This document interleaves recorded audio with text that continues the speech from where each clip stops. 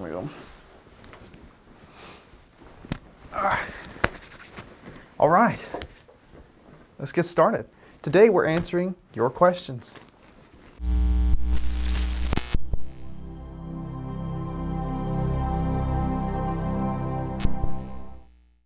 I should say before I get started that there are a lot of questions out there, and these are just a couple of them. And I'm very grateful that these people sent these in just on the single ask that I made on my Instagram story.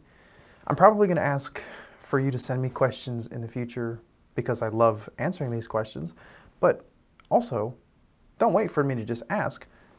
Email me or send me a message on Instagram or Facebook and ask me your questions, and I will include them in a video like this. To keep this short and sweet, very first question.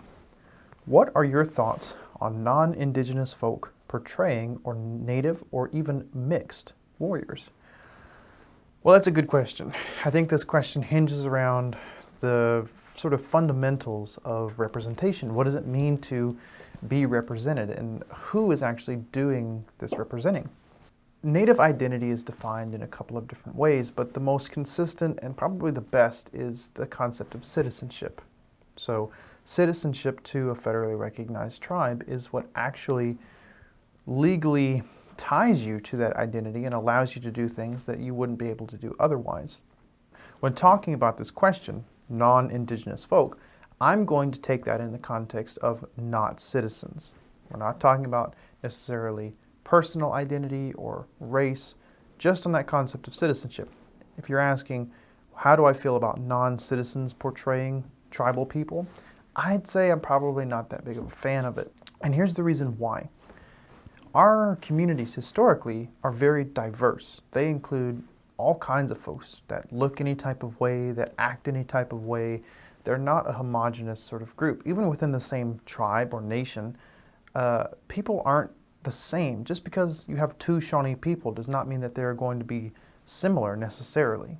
You have people that present more white, that present more the stereotypical Indian look. You have people that present more African. But that has nothing to do with their association to the country. It has nothing to do with their citizenship. This sounds like a pro argument to having outsiders portray Native people until you remember that even today, our nations are very diverse. We have people that look all kinds of different ways. We have people that present more light, more dark, more in the middle, more Asian, etc. They can fill all of these roles. We have tribal citizens that fit the look for anything that we would need to be doing. So I think that we should always look to tribal citizens to represent themselves first and foremost. And I would encourage the people who are putting projects together, who are putting living history events together, who are putting films together, who are writing stories, who are doing anything that visually represents American Indian people, to really make an effort to find someone within that particular nation who can represent. Because you're probably going to find someone who looks the way that you want them to. Next question. For the question thing, what do you wish you saw more of in the media? Us. I wish I saw more of us. Native people in general, but really specifically young Native people. Back to the topic of the last question, diversity is important. When we talk about the representation and equal treatment and things that we kind of strive for in the modern world, young folks are at the front of this argument and conversation. People my age and younger need to get out in front of cameras. They need to get out and talk to people. They need to do interviews. They need to search for some method, some way to get themselves out in the public, because people need to see you. If you're a young Native person watching this, get out there. Get out and do anything you want to. Be in the movies, be on TV, record yourself, flip a car, do something, get noticed. Question number 3. What are those earrings called, out of curiosity? These are ball and cone earrings. They're a very common 18th century style. I like them because they're simple and they're clean. I get the short ones. You can get long or short ones, but I really like the short ones just because I don't really take them off, so they're not that much of a bother for me. Next question. Why do you think heavy Euro-mixed natives tend to perpetuate racism among our Native communities and in our look in media? Ooh. So this question is headed in a similar direction as the first question, and they're talking about representation in phenotype. They're talking about the presentation of a particular person and how that presentation helps or doesn't help you associate with a particular community. Now, this is focused on heavy Euromix native, or what I'm going to call for this, white presenting. So you have white presenting, you have stereotypical presenting, you have Asian presenting, you have Afro presenting. You can have any number of ways that you present, or the way that your look is interpreted by others, because that's what this relies on. It relies on other people to interpret the way that you outwardly appear to make some snap judgment about your identity. Obviously that has its problems, but it happens all the time, and it's often a characteristic that people are looking for when they're casting for movies or for TV or for any other visual representation. So where do the lighter presenting people fall into this enigma? Whether you are white presenting, stereotypical presenting, Asian presenting, Afro presenting, it doesn't matter. We have a responsibility to speak for the others who are not us. We have to advocate for those people who are being left out of our individual sphere. Because until we experience inclusivity everywhere we go, we're falling short. So if you are receiving privileges and receiving attention because your phenotype is more favorable to those in power, then maybe you should try and bring more people along with you. Open the door for other people. It's the best way I can answer that question. Next question. What's your favorite thing that you've learned? My favorite thing that I've learned.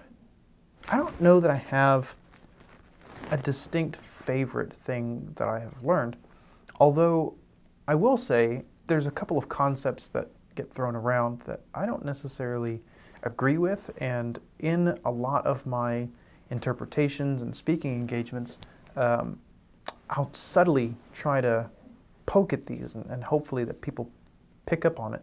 The first one is product of their time. That phrase is nonsense. No one is a product of their time. People are a product of their choices, but not necessarily a product of your time. The choices are a menu of options that are presented to you by your culture, by your environment, by any number of things. But it's not just because you were present at a certain point in time that you made specific choices. For instance, think about the revolution, think about slavery, think about the civil rights movement. People are diametrically opposed at each of these points in time. If it was true that time was the only thing guiding their choices, then no one would have disagreed. But individuals have values. And likewise, the concept of human nature as a single binding sort of doctrine that all human sentient beings adhere to is, I think, likely also inaccurate. I think, again, circumstances and choices and environment shape who we are a lot more than some inherent or intrinsic nature about us that makes us humans special. Next question. What do you think needs to change in the American education system about Indigenous people? Well, most things, actually. But if I'm going to try and be specific, I would say you need to involve Native people in the education system. So it can't just be that textbook writers and teachers and etc. are getting these sources of information second or third hand and trying to do their own best research. Consult with Native people directly. Each teacher should have connections to Native nations and their resources, their tribal historic preservation offices, their cultural centers, their educators, their storytellers, etc. And when you're going to teach about Native people, you need to involve those people. You need to reach out and you need to make an effort to get those people in front of your children as best as you can. I mean, if COVID has taught us anything, is that you don't actually need to be in a place to reach people. You can Zoom, you can Skype, you can do Riverside FM, you can have a pre-recorded video done and then sent to the classroom and have discussions about that. You can have worksheets created. You can do any number of things to connect with and engage with tribal people and the students. And that's really the key, is just reminding those students, many opportunities as we can get to remind younger people, hey, that we're still here, that Native people are still around, we still exist in the modern day, and we're just like you. What's something most people don't know? Oh my gosh, where do I even start? There's so much. Um, it's not it's not necessarily that people don't know things. Not knowing something is not necessarily your fault.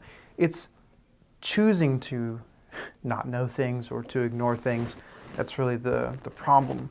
So we have been screaming, I say we as Native people as a whole sort of body, have been screaming about things and yelling about things and trying to teach people about things for decades and decades and decades. And it's like every time something comes up, boarding schools or sterilization or all of these other things, somebody always says, how am I just hearing about this now? Well, that's because you've been behind a wall, behind another wall, inside a house, locked in a soundproof box. Something that most people don't know is how other people function and live and work. Learn that. Learn how other people around you are doing things and how you relate to those people, because that's a really big help. Next question. What's one stereotype that's so wrong it's stupid? I don't necessarily know if it's a stereotype, but the most like brain killing thing that I heard when I was interpreting it at Williamsburg particularly was a late 20s, I would say, well-dressed black man came into my site and was asking some questions. And then suddenly, out of like nowhere, he started talking about how America was inhabited by African people prior to colonization. And he showed me some images on his phone of what were clearly altered images of Native people and some admittedly historically correct sketches that are just poorly rendered. And he said that the colonists couldn't fathom this place being built by black hands, and so they created for the old world this lie about a new race of people, the Native Americans who were already living here. And they doctored all of their documents and formed everything around this lie until the technology came available that they could actually create this new race. And they actually went and they genetically made Native Americans so that way they could maintain this historic lie. My mind was blown. This is amazing, obviously. Call me Test Tube Talon. What do I want for Christmas? Land back. 100%. Ow! Second to that, though, probably camera equipment. Probably some new lights, batteries. Batteries are expensive. And maybe a Canon EOS R6, if I had to say something in particular. Canon EOS R6, probably the #1 thing on my list. Because I've got sliders, I've got lights, I've got all these nice things, but I need a second camera. But I also do need land back. Well, thank you guys so much for sending me in your questions, and I hope that we can do more videos like this. So in the comments of this video, please submit your questions and send me a message on Instagram or on Facebook. And I'll probably post in my story again and ask for questions when I'm bored. So you can be sure that another one of these videos is going to come up. I'm also thinking about doing some reviews. So if you have something that you'd like for me to review, a movie or particular book or anything, send it to me. Send me a message and let me know where to find this particular thing, and maybe I'll do a review of it. I'll see you later.